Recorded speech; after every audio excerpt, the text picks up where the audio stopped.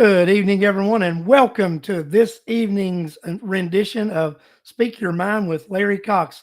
It is great to have each and every one of you joining me tonight. So, why don't we do this tonight, guys? Why don't you guys do me a favor? Go ahead and start sharing and liking the show so we can build a nice audience for our guest tonight. Because that's right, we do have a guest tonight. We don't have guests often, except for during political campaign season. But guess what? It is political campaign season, so we have a guest tonight. So if you guys wouldn't mind, I will bring on our guest here this evening, and I'll introduce him. So, ladies and gentlemen, let me introduce our special guest tonight, Mr. Brad Smith, who is running for mayor of the city of Conyers. Brad, how are you doing this evening? Doing good. Thanks for having me on tonight, Larry. You're welcome, Brad. Glad to have you on here tonight. So, what I'm going to do, Brad, is I'm going to let you introduce yourself, tell everybody a little bit about yourself while the audience is building, because it is building. Mm-hmm. And then what we'll do after that is I'll say hello to everyone who's joined us. But again, before we let Brad introduce himself, why don't you guys share and like the show so we can build an audience for Brad here tonight? That would be a great thing for you guys to do. Brad, why don't you take it over right now? Tell us a little bit about who you are, where you come from, and why you're running for the mayor of Conyers. Okay. Well, for those that don't know me, I'm Brad Smith. I'm a 44-ish year resident of Rockdale County. We moved down here from Detroit in 1981 when I was 15 years old because my parents were tired of snow. So we came down to Georgia, and my dad took a job at a plastics company in Social Circle, Georgia, and they specifically targeted Rockdale County and even more specifically Heritage High School because of the quality of the school and the band program, because I was in the marching band. So, and Heritage had a fantastic marching band back then. Grew up here. My first job here was 16. Both my parents worked. My first job when I was 16 was over at McDonald's there on West Avenue, flipping burgers. A couple of friends of mine from high school, and we had some good times there working.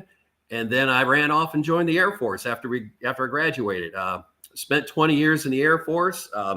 Got to see the world. Got to see places that were fun to be in. I lived in England for 5.5 years.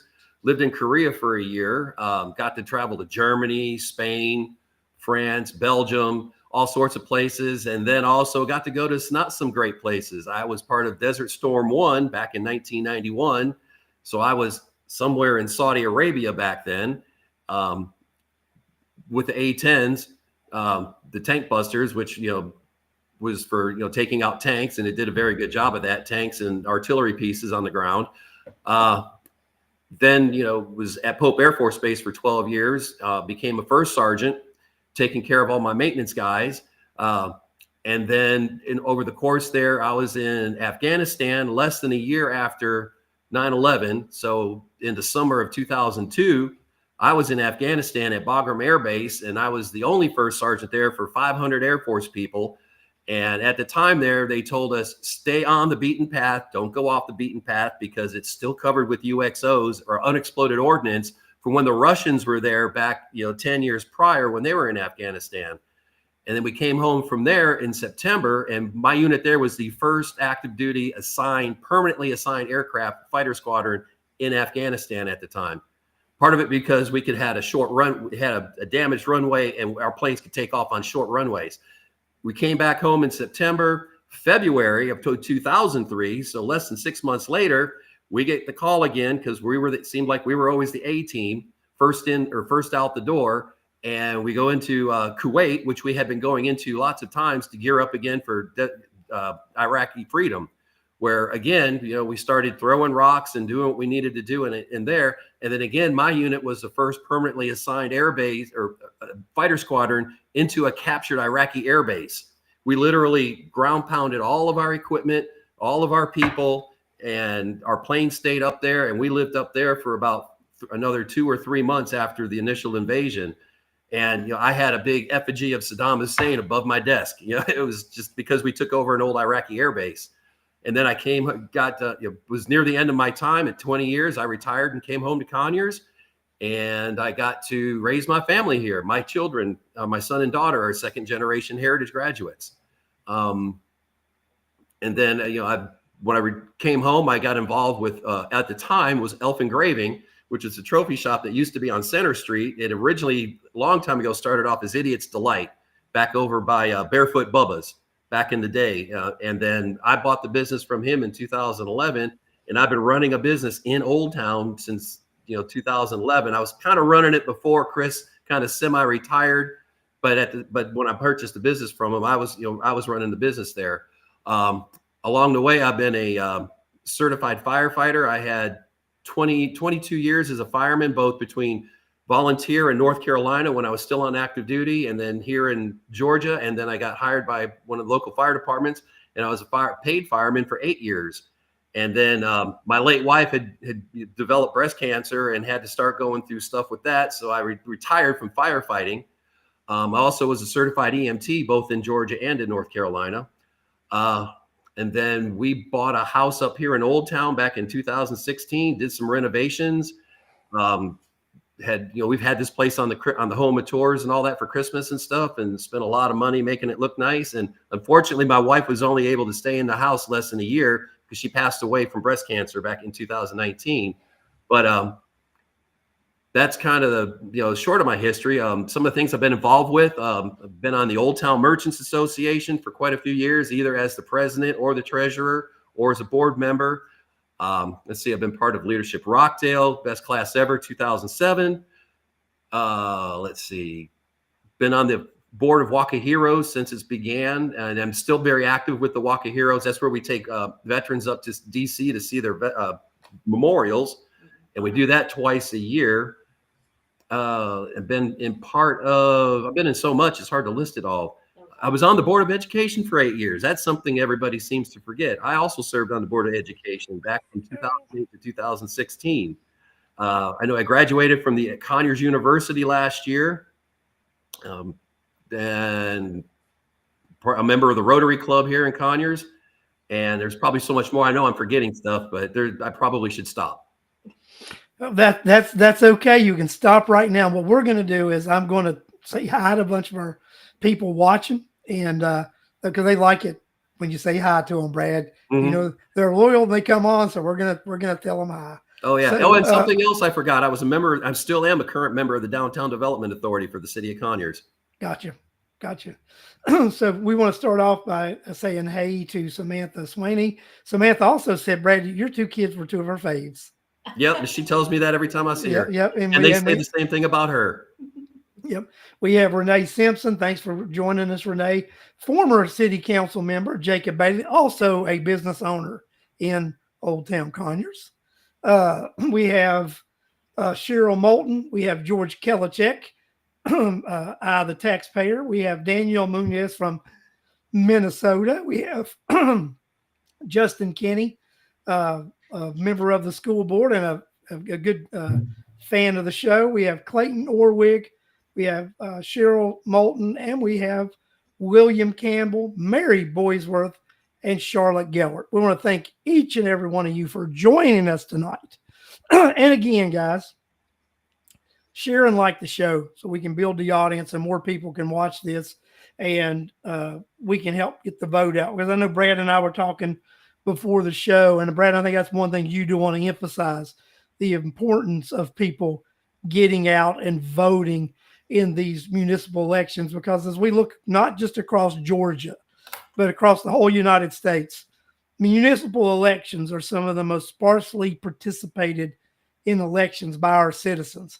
And they're some of the most important elections because they are the elections that elect the individuals who will run our cities.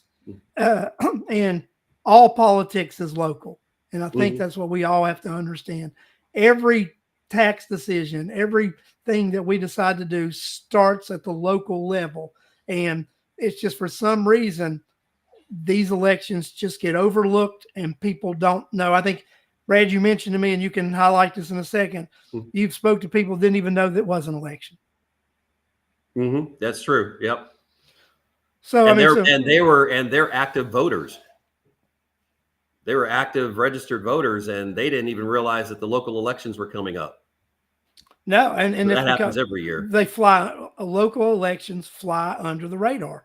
And the thing is, we have got the local elections this year, and we've got the public service commissioners, which they didn't run the last two cycles because there was a court case involved their districting. So that finally got settled. So we have some public service commissioners that are running this time. So everybody in the county can vote on something, but only the two precincts that cover the city of Conyers, only those voters will vote for you and the city council members. And then that's so some people get confused sometimes about what they can vote for. One of the things I think we talked about, Brad, and I want you to talk about, is the importance of the city of Conyers when it comes to economic development and growth for Rockdale as a whole. Because a lot of people don't really understand the dynamics of the two. Would you give a little step why, as mayor, the two run hand in hand, and it would be so important to you? Okay. Well, first of all, the county is the second smallest county in the state, and we also have only one municipality in the state, which is the city limits of Conyers. Not like Newton County, where you've got Oxford and Rutledge and Mansfield and Covington and all these other little municipalities. It's just one county, one city, and the economic engine for the county primarily rests in the city. If you look at the map and everything, all the chain stores, all the stuff on 20 and 138, Salem Road, a lot of that, most of that is all within the city limits. It's when you start getting out of the city and all that, and most of the major industrial stuff and all that, that's kind of in the county. So the city is the biggest economic engine driving the county, and we just need to do things to help draw more business into the county to help us with our taxes and invert the ratio between the commercial and the residential tax burden. Because right now we're somewhere around a 60-40 split, where 60%, it's 67, yeah, 33. something, yeah, I knew it was right around that, where 67% of the tax burden is on the residents, not the commercial. And we need to work our way to invert that. Maybe a good idea, at least to start, is trying to get it to 50-50, where, and it's not by taxing the industries more, it's by getting more industry into the city, or the city and the county, to help raise the tax payments on the commercial versus the residents. Yeah, I mean, and if the more business you have, it's just the more equality you have in levying that millage rate. And we don't have that ability here, because where we have that 67% residential, the tax burden is heavy on residents, and it's just a difficult situation to be in when you're trying to run a government that's offering services. Mm-hmm. So Brad, I think, during the debate, the forum you guys had the other night at the Kappa, there was a question that was asked, and several people have asked me about it because they were confused about your answer. And in talking to you a little bit, you were confused about the question. Yes, they were asking. So let's clarify that. Yes, they were asking a question, and come to find out, it was asking about if I was going to, or what my thoughts were about the new two separate planning committees. Well, when I was on stage, separate planning committees, I was not hearing those words. He might as well have been speaking Greek or something, because I was not hearing separate planning commissions. So yeah, my answer looked a little weird, but when it comes down to the planning commissions, I support the fact that they had to separate those. We used to have one planning committee for the city and the county. So half the people in the room, or even a third of the people in the room, were only there for city issues because it only affected the city. And then the other ones were talking about the county issues. Well, they were starting to get to the point where they were having 10, 12, 15, 20 items on an agenda, and they had to go through every single piece in that meeting, because that was the only monthly meeting. And they were having these marathon meetings that were lasting, 8-9 hours. And we can't ask our volunteer planning commission people to put in that kind of time once a month. So it made sense. And through mutual agreement on both parties, we separated the two. Because I happened to be at the city council meeting where they were talking about redoing or reestablishing the charters, or not the charters, but the organization, and creating their own city planning committee and appointing their own people to the city planning committee. And the county also did the same thing. They had to redo their numbers and all that. And so now we have two separate planning committees. Now, having said that, I would think at least the chairman of those two committees and the planning and zoning directors of both the city and the county, they need to be doing crosstalk, because we need to know what the county's trying to do to help us, and the county needs to know what we're trying to do so we can work together. I agree 100%. And, and we've got that, what is it called? Is it the Big Six is what it's called? It's where you've got your mayor, the city manager, the board of the chairman of the commission. You have the chairman of the school superintendent, chairman of the school board. You've got those individuals. It's the 6 top officials in the county, and you guys have an organization called the Big Six, and you guys get together. They had stopped that a few years ago, but they started it back, I believe, under when Chairman Van Ness got elected. They started having those meetings again, and that is the importance of having that Big Six, is that you guys discuss what each of these entities are doing, because it doesn't do the like you said, second smallest landmass county in the state. And if you've got your 3 silos working against each other instead of with each other, then you don't get good growth, and you've got to be on the same page. And that's how you do it, through open communication. So Brad, that gets into another thing. What do you see as the importance of the communication between the city, the county, and the school board? Well, I've already had meetings with Commissioner Van Ness, and I've known Janice since high school. She was a couple years behind me in high school. So we know each other from, she may not, or, we may not have really recognized each other in high school per se, but, we definitely have, a little bit of history going back. And then I've known Shirley Chester since my 25-year-old stepson was in 2nd grade. So I've known Shirley a long time, and she was on the school board, or when I was on the school board, we were spending a lot of Thursday nights together at those school board meetings, because she was at that time had moved up into administration and had been promoted to the Office of Teaching and Learning, and had ran that for quite a few years until she was thankfully promoted to superintendent. And then with Janice, I've met and asked him, I said, what can the city do to help the county? And the first thing was, we got to work on the business residential ratio. And that was the same thing Shirley said. The biggest thing we can do is try and get more industry and economic growth into the county to help out with the ratio, for the exact same reason. Because, Shirley realizes the school taxes are high, but we've got to educate the children, and it does cost money. And unfortunately, costs are not going down.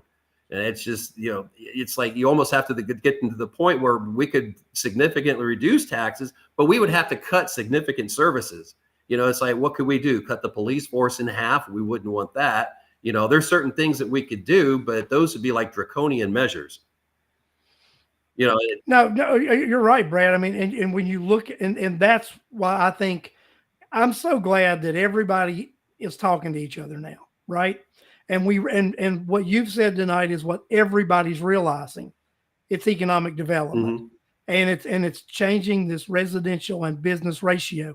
Everybody is getting it, and everybody knows that we all have to do our part to do it.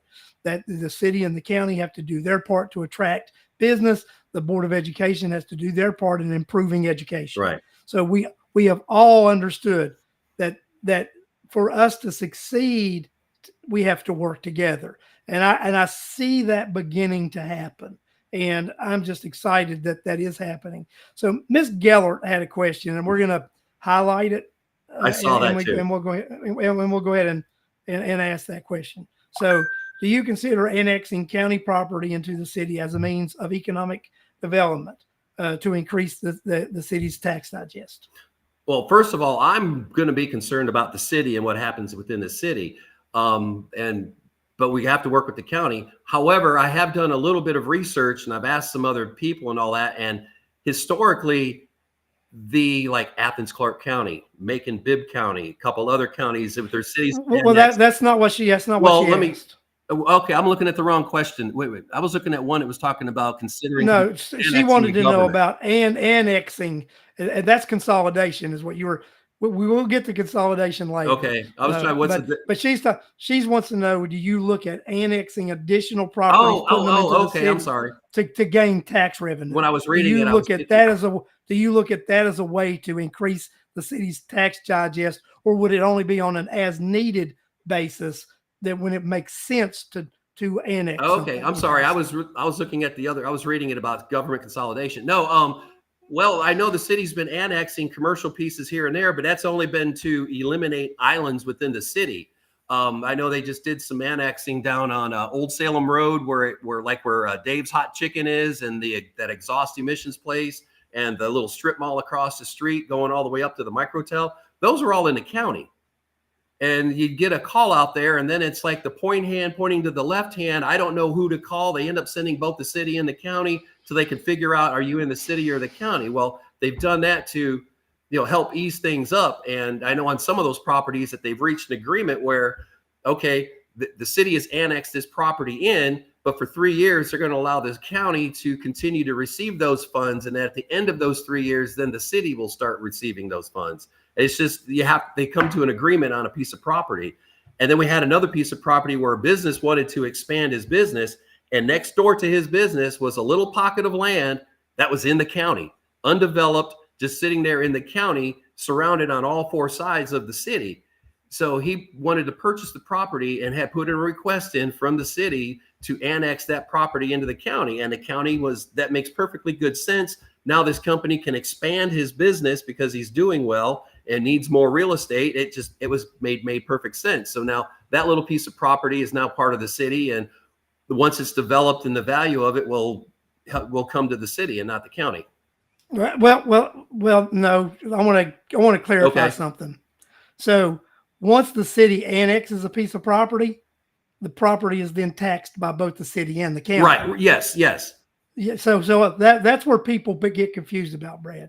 People think that when the city annexes a piece of property that the county loses tax revenue. No, they don't. And they do not lose tax revenue. It's the fact that the city gains some tax revenue, but it's not just done to gain tax revenue. It's done when it makes sense to do it and these islands are created. I'll give you a prime example. There were businesses who half the business was in the city, half was in the county. And like you're saying, it gets confused. What police department responds to a call, right? Now, the fire department is easy. We have one fire department, but and it does become a little more difficult. Who answers these police calls when there's an issue, when it's some in the city, some in the county, and that can be very different. And I have firsthand experiences that. One of the first jobs I got when I retired, I worked at the 911 center for a year before I was hired by a fire department, and we had that all the time. It's like you pick up the phone, and the technology was still growing and all that. So people would call the 911 on their cell phone, and they'd hit a cell tower. And if that cell tower was in the city, it would send you over to the police department. If it was in the county and you were in the city, well, it sent you over to the county 911 center. So when you say, hey, I've had a car wreck, I'm in the Walmart parking lot. Oh, I'm sorry, you're in the city, or you're in the city. Let me transfer you. Or you pick up the phone and you say, or you pick up the phone in the city limits. You say, hey, my mother's having a heart attack. I'm in the city. They're saying, okay, sorry, hold on a second. Let me transfer you over to the county. So now you've lost time. So this, and the police were the same way. They're like, who goes where? We don't know. We'll figure it out when we get there. And then you tie up two assets going to the same spot where you could have left one for something else. But the technology's gotten much better on locating. Yeah. And that's one of the things when we live in a unique community like we do with one municipality, the county, people get confused on who's doing what and who's responsible for what. You and I were talking a little earlier, Brad, and I think we want to discuss this. People are confused a lot about the courthouse that's being built in Old Town. They somehow think that was a combined project of the city and the county, and it's not. That's a county project that happens to be going on within the city limits, which is also part of the county. But that is through county legislation, not city legislation. I think you want to describe that, because I think you've been asked that quite a bit too, haven't you? Yeah, I've told people that, the courthouse, the only city money on the courthouse that might get spent if and when it, well, if it has to happen, but it should, but they're part of the parking deck. The parking deck has to happen because right now the parking in Old Town has been destroyed. And you haven't, your issue with the parking My deck only was issue where with the they parking originally deck where was they on wanted the to corner put of Main Street and Milstead, because that's the front porch of Old Town Conyers. It would have been like, welcome to Conyers. Look at our beautiful parking deck. So it needs to be somewhere else. And there are 2 or 3 excellent locations right around, but we have to have a parking deck because right now, all the courthouse traffic, everybody wants to park in all the parking. And our customers, as a business owner, all our customers are like, I had to go park, I'm on Main Street, right in front of the courthouse next to Conyers Jewelers. I've had customers say, I had to park over by the whistle post. I had to park, halfway around town in order to get parking and all that. But once we get the parking deck portion going and all that, it will sort itself out. It's going to be painful, but it will get itself sorted out. But the only city money in this project would be for paying for 1 layer of the parking deck to take it from 2 to 3. And Brad, didn't you mention to me at one time that the parking is so critical there, even when they moved the magistrate's office right beside your building, that impacted the parking significantly for the businesses right there on Main Street? Yes, because there's a parking area right next behind the bookseller, kind of off the backside of the Carter's Alley parking lot there, that the city told us in no uncertain terms and ad nauseum that they paid to pave that parking lot for their courthouse employees to park in. The county has paid for this parking lot to be paved over. Not a single person parks in that parking lot and walks into the county courthouse. You can watch it every morning. They park as close as they can to the courthouse. So even their own customers have to park across God's green acres in order to come to the courthouse, because they plugged up all the parking where you would want your customers and your consumers to park somewhere else. Yeah, so it is critical, and this is like, and I think and then because I made a comment on the show earlier, and I did correct it. I didn't clarify exactly that you were opposed to the parking deck, but it was opposed to the parking deck on that corner. Location. Yes, and I agree with you. There needs to be parking arrangements made, some sort of deck lot, something else has to be done, but not that location. It's just not the right place. No, not at all. And I think that's what we all we agreed on, and I think the majority of people are in agreement with you regarding that does not need to happen right there on that corner. And hopefully, I think they've started looking at things a little differently and going a different direction. That's what I've been led to believe anyway. So we're good there. So Mary asked, why don't they turn Carter's Alley into a parking deck? Wouldn't that create really the same problem? Yeah, we'd have to it's somewhere else while they build the parking deck. So there's nowhere else to park. Yes. Plus that's city that's city property. That's not county property. Yep. So I think it creates the same problem where it's right there in that area and you don't want one. Right. I mean, so it's, right there is your, where eyeballs are on it, and it's just not attractive to the city. Samantha Swaney, point blank, I agree. We need more parking, but not at the old First Baptist. So, and I think a lot of people object to destroying those buildings too, Brad. I think that's some of the downfall with it too, that people don't like. So, Brad, what do you see as the main thing that you believe that the city can do to help foster additional economic development moving forward? What would be your priorities as mayor to foster economic development? Well, I know sometimes I've heard people say, and I've never had to experience it myself because fortunately I took over a running business. I haven't had to start my own business from scratch.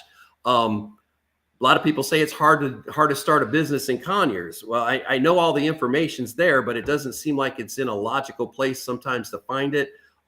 We might need to maybe we need to looking at some of our ordinances and make them a little bit more user friendly.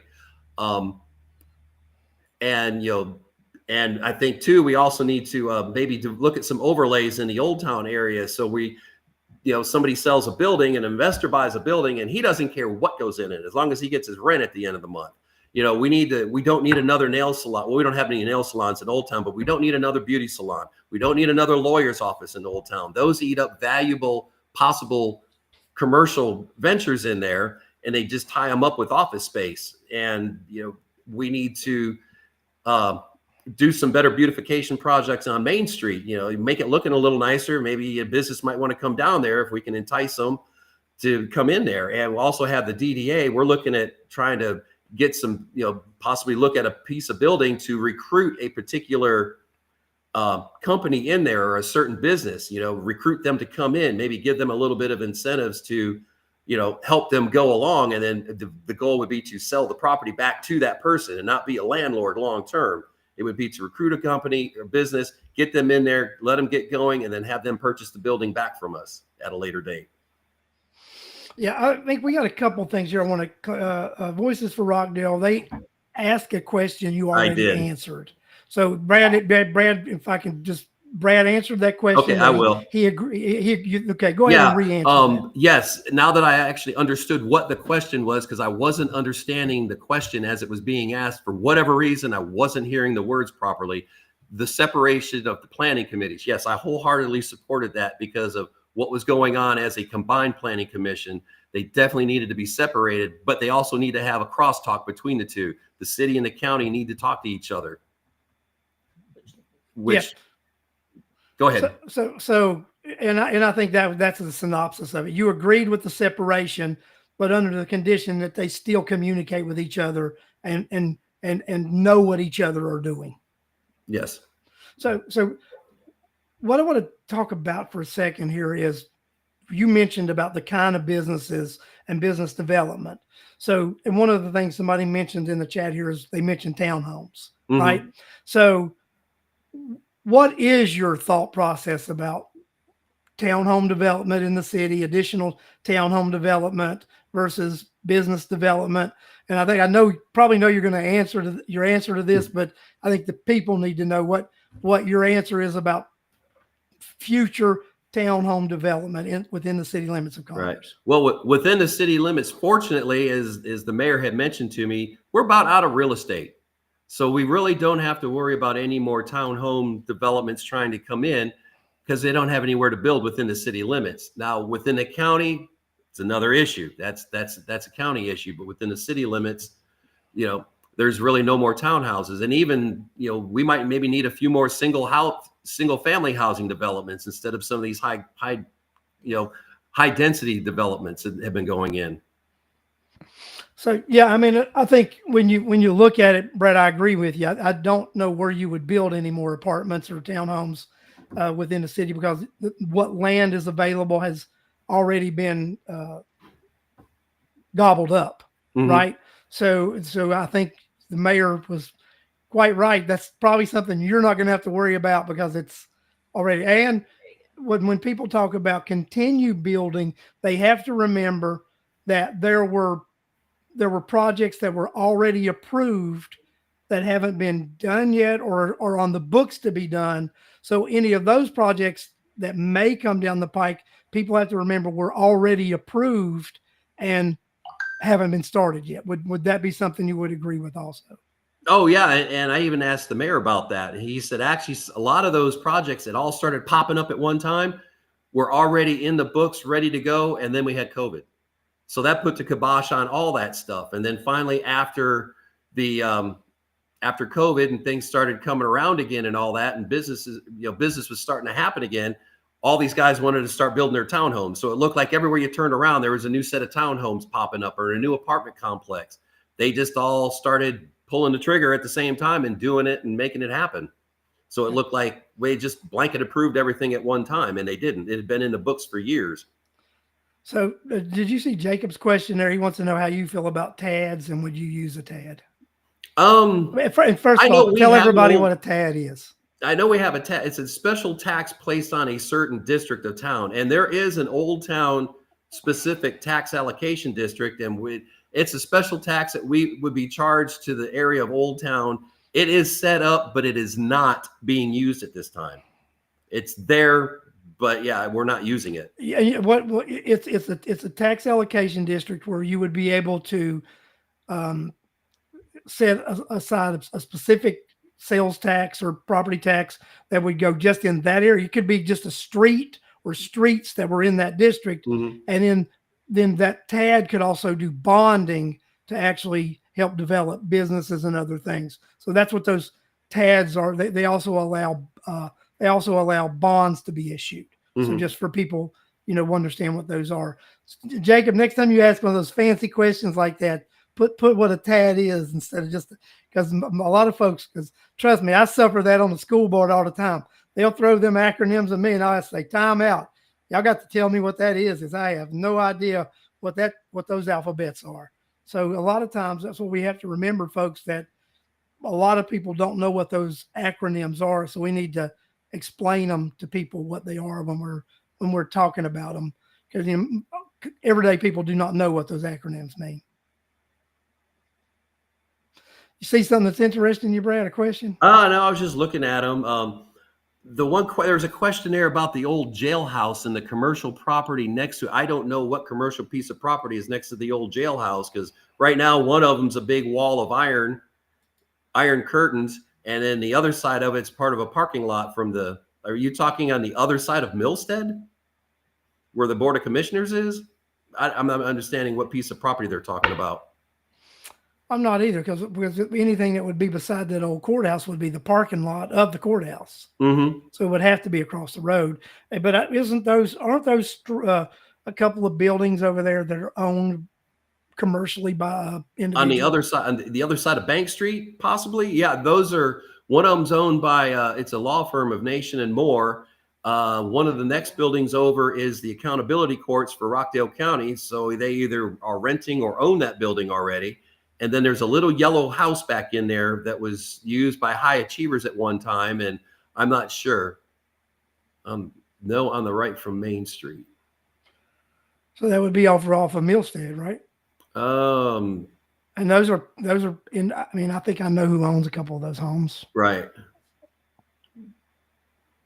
We'd have to look at it, but I know they're not looking at that area for a parking deck. They're looking at a couple areas around in Old Town there near the courthouse that they're looking at doing, but I'm not exactly sure what the final plans are or what they're even really talking about, because I'm not on the inside. I'm still on the outside looking in. Let's see, somebody is asking a question about the SPLOST there. Let's see. Charlotte's. Let's see what she wants to know here. The city gets 18% of all SPLOST collections, yet I am not seeing how the city is spending their portion. Who decides on the city's projects? Well, I believe the city has a SPLOST committee, and they decide on what those projects are. So when they do them, I don't know if the city necessarily does signs and stuff like that. I know when the parking deck, I know the city has offered to throw in 1/4 of the parking deck, and they're going to use SPLOST money for that.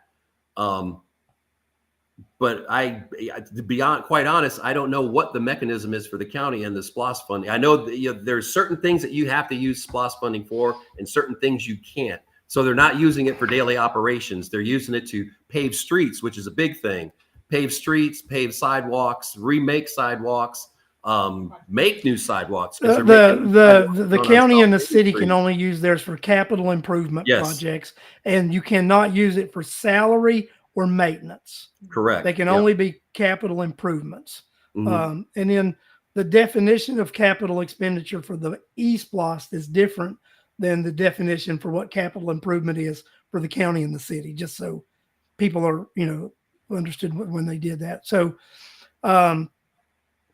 so some people ask a question. So what I want to do is back up a second, John and Sarah. So we were asked a question about those tax abatement or tax areas, and we answered that question. Brad said he knew there was one in there, wasn't being utilized. I don't think anybody said they wanted to add those little areas, those tax areas. We were just asked about them, and he said he knew of it, but it wasn't being utilized. And in most of those, they actually use them to issue bonds, and they don't really add taxes. But just want to go back and clarify. Nobody avoided a question about that. We answered. Brad, I asked the question, and Brad answered the question that he was asked about those tax areas.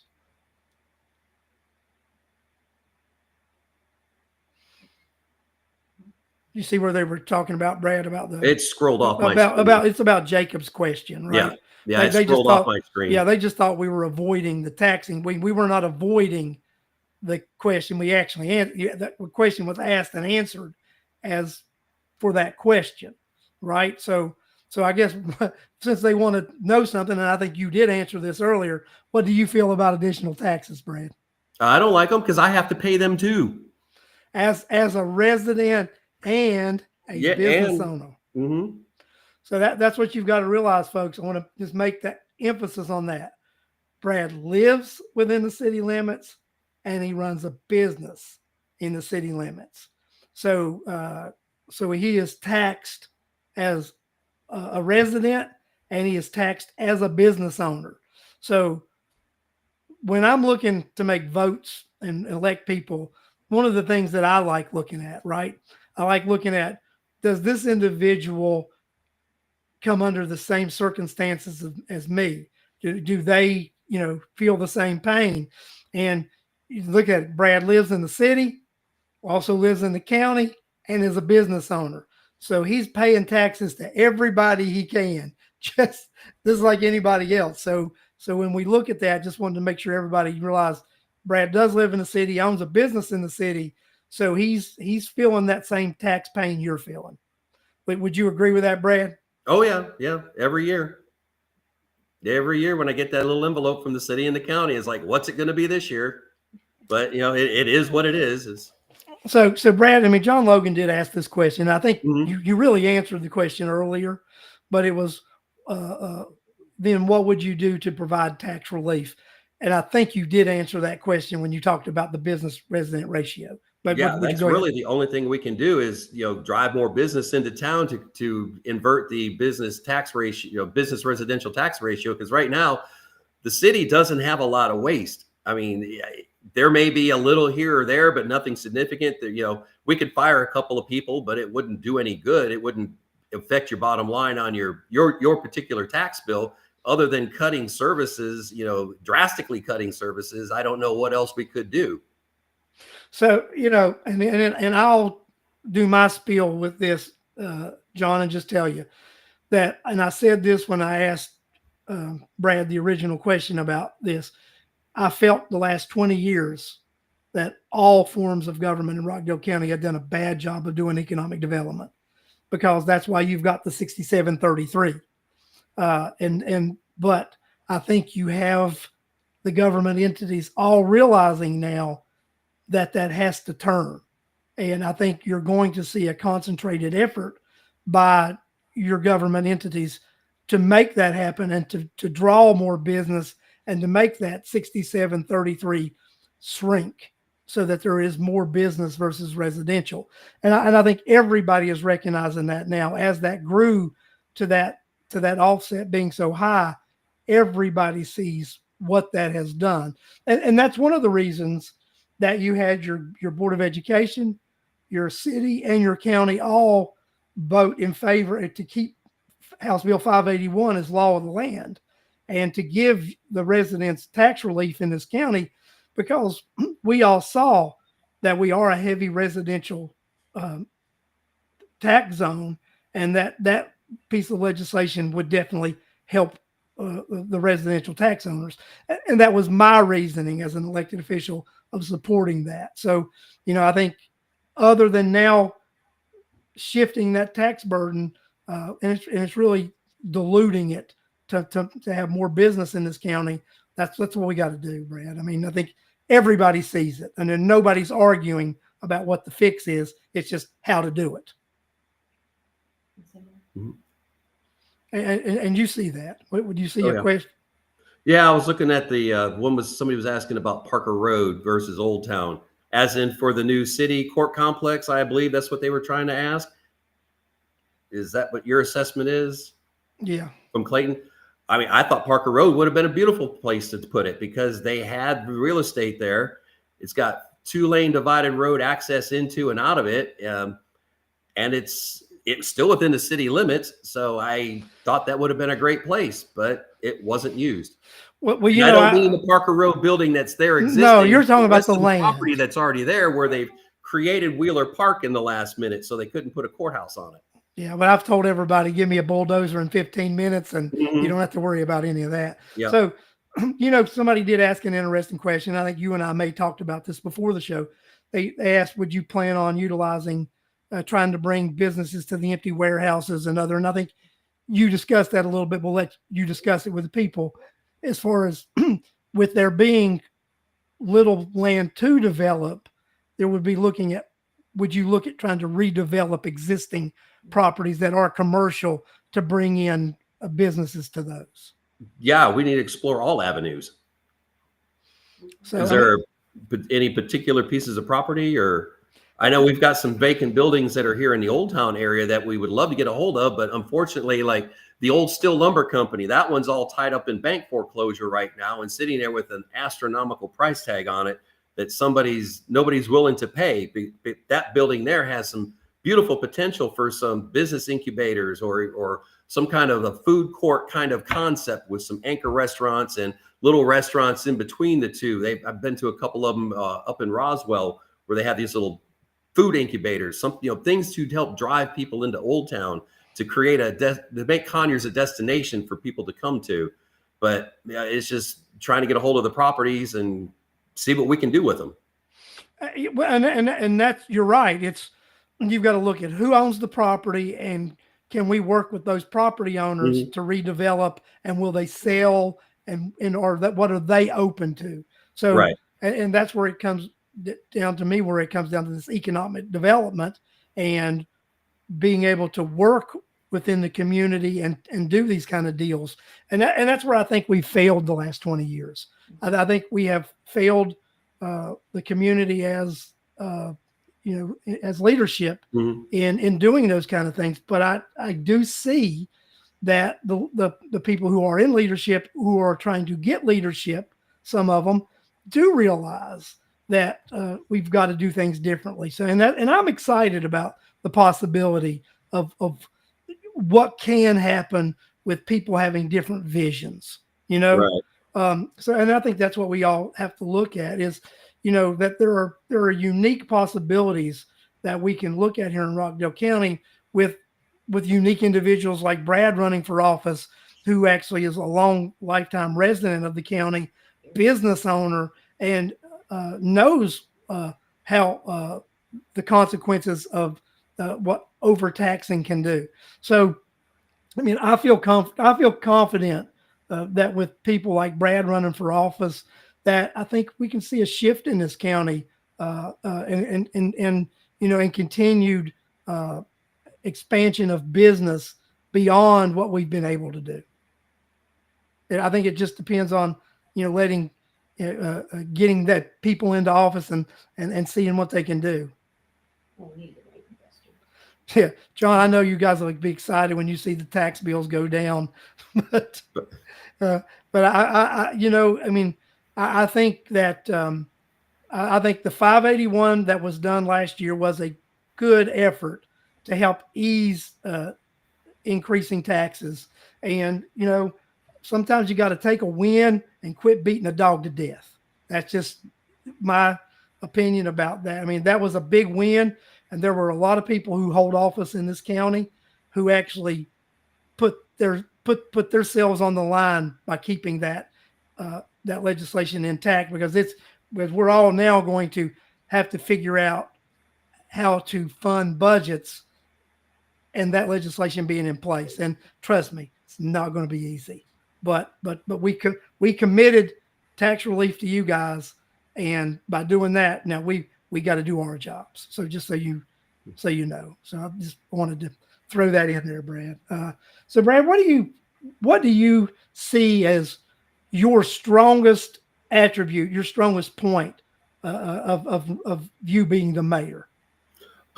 Teamwork. We need to get everybody together. We need to recognize everybody's voice.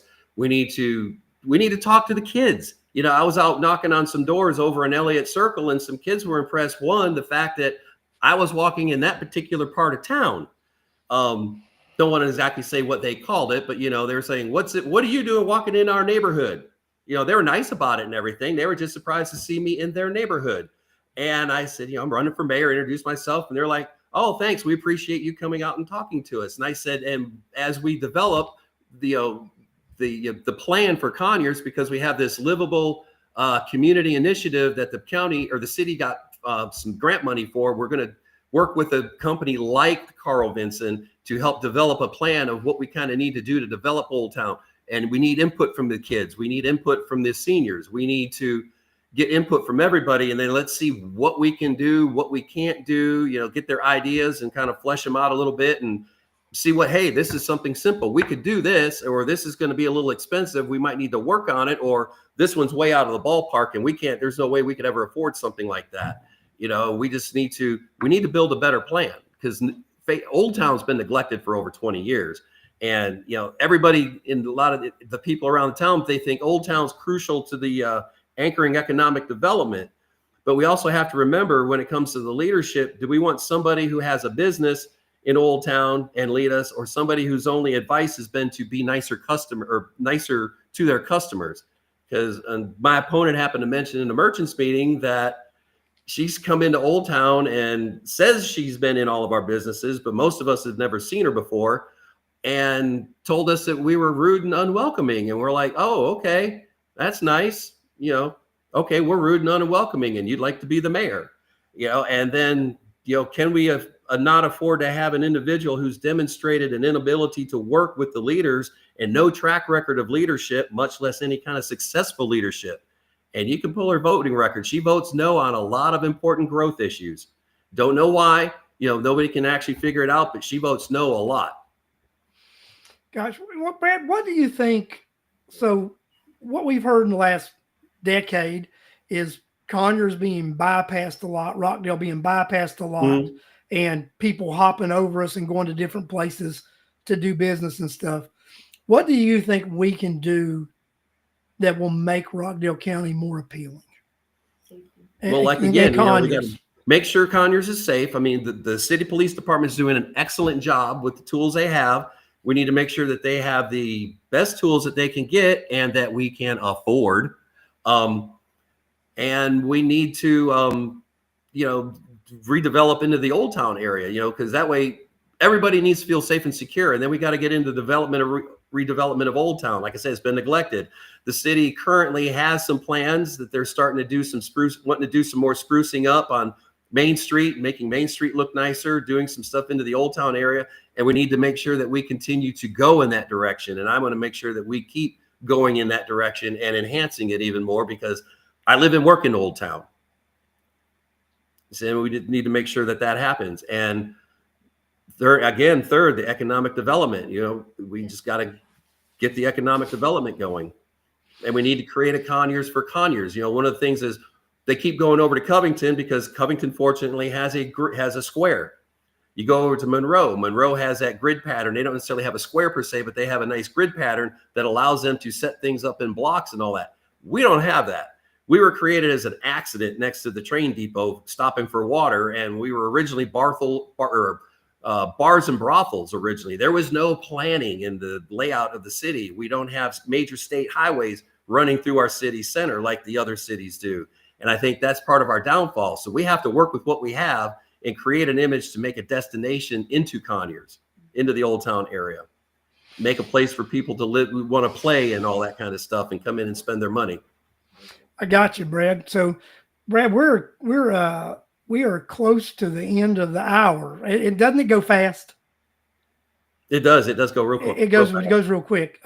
So this is what I'm going to let you do. I'm going to let you take a couple of minutes and just, you know, tell everybody why they need to go out and vote and why you're the person, and want to go for it. 2 minutes. Okay. Well, want to thank everybody for watching tonight. Want to remind everybody early voting has started. And the election is on the 4th of November. So I'd like to please ask everybody that are able to vote within the city limits for their time and their consideration for their vote. I'd like to personally ask every one of you. I know this is, you know, online, but I've been knocking on doors. I probably knocked on 75 doors today alone, just talking to people, shaking hands, and, you know, been very receptive. And part of the reasons I want to be mayor is I was asked. I had thought about running for city council, but I had a couple people ask me why don't you run for mayor? I'm like, I hadn't thought about that yet. I thought maybe get on city council first, but I thought, okay, I'll run for mayor because I was asked. And I will bring a leadership style that brings everybody to the table. And, we need to all be pushing the rope the same direction, both the city and the county. And I've talked to Janice about that. And I even phrased it that way. We need to push the rope the same direction. We need to work with the economic development committees, the DDAs. We all need to work together to try and change the economic picture of Rockdale County. We need to look at the city ourselves, find our strengths, our weaknesses, see where we're lacking in services and what we can provide. We're filling the gaps and making sure that the people in the city have what they need to do the jobs that they need to do to the best of their abilities. We need to all be, and I'm usually down there at the bottom, pushing the pyramid all in the same direction, not trying to climb to the top of the pyramid. I don't care about being at the top of the pyramid. Somebody has to be the leader, but I'm going to be down there in the trenches with everybody else pushing the same direction. Can't go wrong with that, everybody. And like I've said, Brad, thank you for joining us tonight. And it's important that we have people that are willing to come forward and run for office, because it's not an easy task, because you get beat up a little bit. And people, I've been on the school board. I know what it's like to get beat up. Yeah. So, and people, they don't like your answers sometimes, and that's okay. Right. And some of those decisions I made on the school board, I would make those same decisions again. So, and they're tough decisions, and you make tough decisions as the mayor of a city too. So, first of all, thank you for running. Thank you for putting yourself out there, because it's a big thing to do, guys. It's a big thing for somebody to put themselves out there, take time away from their family, when you run for an office like this, most of it is your own resources. There are not these magic donations that come from these mystical donors. It's mostly your money that you're putting into something like this. So, Brad, I acknowledge that. And again, thank you for putting yourself out there. Guys, remember, it's your responsibility to vote. You need to get out, cast your ballot, and cast your vote. These municipal elections, a lot of times, 500-600 people participate in, and the future of a community are in your hands, the voters. So it's so important that you get out there, cast your vote, and let your voice be heard. Because if you don't, then everything that we say and do and talk about, it's for naught. Let your voice do your talking by voting. Go out and vote. I challenge every one of you to go out and vote. I want to thank you guys for joining us tonight. We will be on live again next week at 8 p.m. I look forward to having you guys all join me again. And again, this show is available for rebroadcast. Anybody that you think needs to go and watch this show, have them go watch the show so that they know what Brad's all about, and maybe they'll sign on as a supporter and a voter, Brad, because votes are what we need out there today. Definitely, I need votes. Thanks, guys. Can I plug my website real quick? You can. It's bradsmith4conyers.com. It's behind my shoulder here. It's 4, not the number 4. And go out there and check me out and see what I'm about. Again, guys, check Brad out, and I will see you guys next week. Brad, you just hold on while we're exiting off. Guys, thanks. See you next week at 8. Thank you.